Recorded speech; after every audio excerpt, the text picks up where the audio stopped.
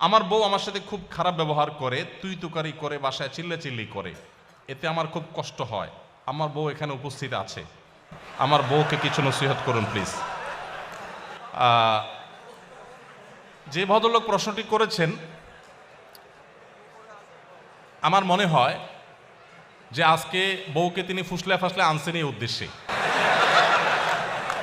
যাতে করে উনি ওনার দায়িত্বটা, ওনার কাজটা আমার হাতে তুলে দিলেন যে আমার স্ত্রীকে আপনি একটু নসিহত করে দেন। আমি এই জন্য বলি, এই প্রশ্নগুলো তো শুধু প্রশ্ন না, এগুলো কোনোটি আছে, এগুলো এক একটা আলপিন। অর্থাৎ আপনার কাউকে একটা খোঁচা দেওয়া দরকার, আপনি দিতে পারতেছেন না, আলপিনটা আমার হাতে দিয়ে বলেন আপনি একটু দেন, ব্যাপারটা সেরকম হয়ে গেছে। যাই হোক, প্রথম কথা হলো যে আমরা সবাই অন্যকে উপদেশ দিতে খুব পছন্দ করি, নিজে উপদেশ নিতে চাই না। আমার কাছে যখন প্রশ্ন আসে যে হুজুর আজকে একটু বলে যাবেন যে একজন স্ত্রীর প্রতি স্বামীর কি কি কর্তব্য আছে, তখন আমার বুঝতে বাকি থাকে না এটা কোনো মহিলার প্রশ্ন। তিনি তার স্বামী আজকে এখানে আছে, তাকে সাইজ করতে চান, এই জন্য তিনি এই প্রশ্নটি ছুড়ে দিয়েছেন। আমরা প্রত্যেকটা মানুষ আমরা আরেকজনের হাদিসটা খোঁজাখুঁজি করি, আমি নিজের হাদিসটা আমি খুঁজি না। আজকে যদি একজন মানুষ বলতেন যে একজন আদর্শ স্বামীর কি কি গুণ থাকা উচিত, আমি একজন পুরুষ মানুষ, আমার এটা জানা দরকার, আমি আমার স্ত্রীর কোনো হক নষ্ট করছি না তো, এটা হতো সবচাইতে অ্যাপ্রিসিয়েট করার মতো প্রশ্ন। ঠিক একইভাবে কোনো স্ত্রী যদি জানতে চাইতেন যে আমি কিভাবে একজন আদর্শ মুসলিম স্ত্রী হতে পারি, সেই গুণগুলো কি কি আছে যেগুলো আমাকে অর্জন করতে হবে, আপনি একটু বলে দেন, তাহলে সেটা হতো আদর্শ প্রশ্ন। নিজের পরিবারে কেউ ভুল পথে থাকলে প্রশ্নের মাধ্যমে তার সংশোধন কামনা করাটাকে আমি দোষের বলে মনে করছি না, কিন্তু এই প্রবণতা থাকা যে সব সময় আরেকজনকে সোজা করবো বাট আমি পুরোই বাঁকা থাকবো, এটা কখনো বুদ্ধিমান মানুষের কাজ হতে পারে না।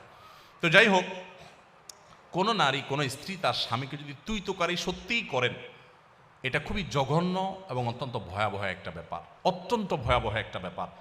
এবং একসাথে থাকতে গেলে কিছুটা বাদানুবাদ, কিছুটা উচ্চবাচ্য হবেই, কিন্তু তাই বলে তুই তোকারি পর্যায়ে চলে যাওয়া, চিল্লাচিল্লি পর্যায়ে চলে যাওয়া, হাতাহাতির পর্যায়ে চলে যাওয়া, এটা খুবই ডেঞ্জারাস, খুবই ভয়াবহ। দেখুন, একজন স্ত্রী সামলানো কঠিন না একাধিক স্ত্রী সামলানো কঠিন? একাধিকটা কঠিন না? প্রিয়নবী সাল্লাল্লাহু আলাইহি সাল্লামের স্ত্রী কতজন ছিলেন? এতজন স্ত্রী থাকার পরও আল্লাহ নবী সাল্লাল্লাহু আলাইহি সাল্লাম জীবনে একবারের মতো তার কোনো স্ত্রীদের সামনে চিল্লাচিল্লি করেছেন, গায়ে হাত দেওয়া তো পরের বিষয়, কখনো চিল্লাচিল্লি করেছেন নাউজুবিল্লাহ, এরকম একটি কথা কোনো জাল হাদিস দ্বারাও পাওয়া যায় না। তার মানে কি তাদের মধ্যে কিছু হয় নাই? বহু কিছু হয়েছে, এমন এমন জিনিস হয়েছে আমরা মনে করি যে কিছুই হয় নাই, বহু কিছু হয়েছে।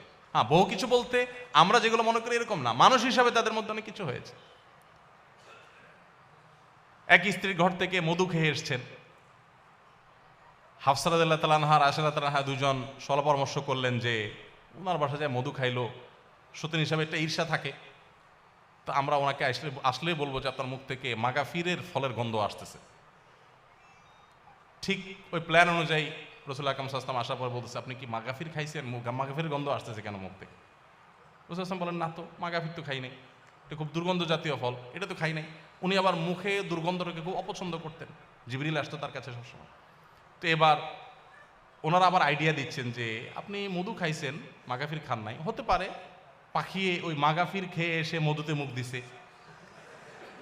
দেখেন কত সুন্দর পরিকল্পনা। তো নবী সাল্লাল্লাহু আলাইহি সাল্লাম দেখলেন যে স্ত্রীরা নাখোশ হয়ে গেছে, বলেন যে ঠিক আছে, তাহলে আজ থেকে আমি আর মধু কোনোদিনই খাবো না। আল্লাহ তাআলা অবশ্য পরে আয়াত নাজিল করে সব ফাঁস করে দিয়েছেন। এগুলো আমরা জানলাম কিভাবে? আল্লাহ তাআলা আয়াত নাজিল করে দিয়েছেন, দিয়ে বলে না, স্ত্রীকে খুশি করার জন্য আপনি একটা হালাল জিনিস জীবনেও খাবেন না, এই শপথ কেন করতে যাবেন? আল্লাহ তাআলা নবী সাল্লাল্লাহু আলাইহি সাল্লামকে নসিহা করেছেন। তাহলে দাম্পত্য জীবনে নবী সাল্লাল্লাহু আলাইহি সাল্লামের স্ত্রীদের এরকম বিষয় আসলে ছিল, কিন্তু নবী সাল্লাল্লাহু আলাইহি সাল্লাম কখনো রাগ করেন নাই। তো একইভাবে আমাদের স্বামীদেরও উচিত স্ত্রীদের সাথে সুন্দর আচরণ করা, স্ত্রীদের উচিত স্বামীদের সাথে সুন্দর আচরণ করা। ভালো করে শুনে রাখেন, অনেক মহিলা আছে লম্বা লম্বা তসবিহ পড়েন, ঘন্টা ঘন্টা কোরআন তেলাওয়াত করেন, ওয়াজ একটার পর একটা ভিডিও শুনতে থাকেন, শুনতে থাকেন, শুনতে থাকেন, এমনকি রান্না করেন তখনও ভিডিও চালাই দিয়ে তারপরে শুনেন, মাগার স্বামীর সাথে দুর্ব্যবহার করেন, স্বামীর কথা শুনেন না। আছে না নাই? এখানে যদি পুরুষ বেশি, অতএব পুরুষের ঠিকের পরিমাণ বেশি হবে, এটাই স্বাভাবিক। কিন্তু শুনেন, আমি একটা কথা প্রায় বলি, আমাদের বোনদের জন্য তিতা করল্লার মতো আমল হলো স্বামীর আনুগত্য করা, স্বামীকে শ্রদ্ধা করা।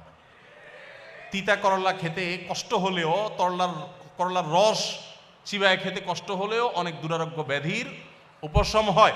ঠিক একইভাবে আপনি যদি জান্নাত পেতে চান, আপনার স্বামীর অনেক কিছু অপছন্দনীয় হলেও যতক্ষণ পর্যন্ত সে আপনাকে কোরআন হাদিস বিরোধী কিছু করতে না বলবে, ততক্ষণ পর্যন্ত তাকে মেনে চলা, শ্রদ্ধা করা, এটা আপনার কর্তব্যের অংশ। স্বামী তো পরের কথা, যে কোনো বয়সে বড় মানুষকেই তো শ্রদ্ধা করতে হয়, না হলে তো নবী সাল্লাল্লাহু আলাইহি ওয়াসাল্লামের উম্মতই থাকতে পারে না সে। আমি এরকম বহু মহিলার কথা জানি যে শুধু বোরকা পরেন না, হাত পোজা পামোজা মেনটেন করেন, তাহাজ্জুদও পড়েন, জিকির আজকার করেন, তেলাওয়াত করেন, ওয়াজ শুধু শুনেন না, ওয়াজ মানুষকে করেনও, মাগার ওনার স্বামীর প্রতি তিনি দায়িত্বশীল স্ত্রী না। কখনো এই মা নারী আল্লাহর কাছে প্রিয় বান্দী হতে পারবে না। ইসলাম যে সুন্দর একটা পরিবার ব্যবস্থাপনা আমাদের দিয়েছে, এটার মূল মন্ত্রটা এখানে যে স্বামীকে তার স্ত্রীর প্রতি সর্বোচ্চ সদ্ব্যবহার করার নির্দেশ করা হয়েছে, আবার স্ত্রীকে স্বামীর প্রতি রেসপেক্ট করতে বলা হয়েছে। সবাই যার যার জায়গায় সর্বোচ্চ ভালো হওয়ার চেষ্টা করবে। এবং স্বামীদের ব্যাপারে নবী সাল্লাল্লাহু আলাইহি ওয়াসাল্লাম কত বড় কথা বলেছেন যে তোমাদের ভিতরে সবচাইতে উত্তম মানুষ সে যে তার ফ্যামিলির কাছে, স্ত্রীর কাছে ভালো। এবং নবীজি কত বড় মানে উচ্চ পর্যায়ের সদাচরণ তার ছিল যে তিনি বলছেন ওয়ানা খায়রুকুম লি আহলি, স্ত্রীর কাছে ভালো থাকার ক্ষেত্রে তোমাদের যে কারোর চাইতে আমি আমার পরিবার স্ত্রীদের কাছে আমি ভালো। এতজন স্ত্রীর কাছে ভালো থাকা সহজ কাজ না, কঠিন কাজ? কি পরিমাণ ধৈর্যের পাহাড় হলে এটা সম্ভব? অতএব স্বামী স্ত্রী উভয়ের প্রতি দায়িত্বশীল হওয়া উচিত। বিশেষ করে মা বোনরা তথাকথিত বরবাদ হয়ে যাবে। আল্লাহকে সন্তুষ্ট করবার জন্য নিজের কাছে ভালো না লাগলেও দাঁত খিচে সবর করে হলেও নিজের স্বামীকে শ্রদ্ধা করতে শিখুন। আপনাকে ওরা উস্কানি দিবে, আর রেখে দাও, ছেড়ে যাও ওকে, কারোর উপরে তোমাকে নির্ভর হয়ে থাকতে হবে নাকি? ওরা উস্কানি দিয়ে আপনাকে বের করে দিবে। এর পরবর্তী ইতিহাসটা আর ওরা আপনাকে জানতেও আসবে না, মানুষকে জানাতেও আসবে না। এই জন্য আল্লাহর ভয় যদি থাকে, স্বামী স্ত্রী পরস্পর প্রতি শ্রদ্ধাশীল হতে হবে, এবং এটা না হলে আপনার তাকওয়া কখনো শক্তিশালী হবে না। আপনার জন্য সবচেয়ে বড় চ্যালেঞ্জগুলোর একটা হলো, মনে রাখেন, আপনার জন্য নফল নামাজ পড়া, কোরআন হাদিসের অনেক কিছু চর্চা করা আপনার জন্য এত কঠিন না, স্বামীর আনুগত্য করা তত কঠিন। নবী সাল্লাল্লাহু আলাইহি ওয়াসাল্লাম মেয়েদের জান্নাতে যাওয়ার পূর্ব শর্ত 4টা উল্লেখ করেছেন। ইজা সাল্লাতিল মারআতু খামসাহা ওয়া সামাত শাহরাহা ওয়া আতাআত যাওজাহা ওয়া হাফিজাত ফারজাহা। 5 ওয়াক্ত নামাজ যখন নারীরা ঠিকমতো পড়বে, রমজান রোজাগুলো যখন ঠিকঠাক মতো রাখবে, এবং স্বামীর আনুগত্য, কথা মেনে চলবে, এবং নিজের ইজ্জত সম্ভ্রমকে হেফাজত করবে, এই 4টা কাজ যদি ঠিকমতো করে, সোশ্যাল মিডিয়াতে অ্যাক্টিভিটিসের মাধ্যমে বেপর্দা করে না, বাইরে বেপর্দা হয়ে যায় না, অন্য মানুষদের সাথে যোগাযোগ করে না, স্বামীর অন্যায় নির্দেশ যতক্ষণ না হয় ততক্ষণ পর্যন্ত তার আনুগত্য করে চলে, এগুলো যদি হয় তাহলে সেই ব্যক্তির জন্য জান্নাত অনেক সহজ। আমাদের মা বোনদেরকে আল্লাহ তাআলা আমলটা কঠিন হলেও করার তৌফিক দান করুন।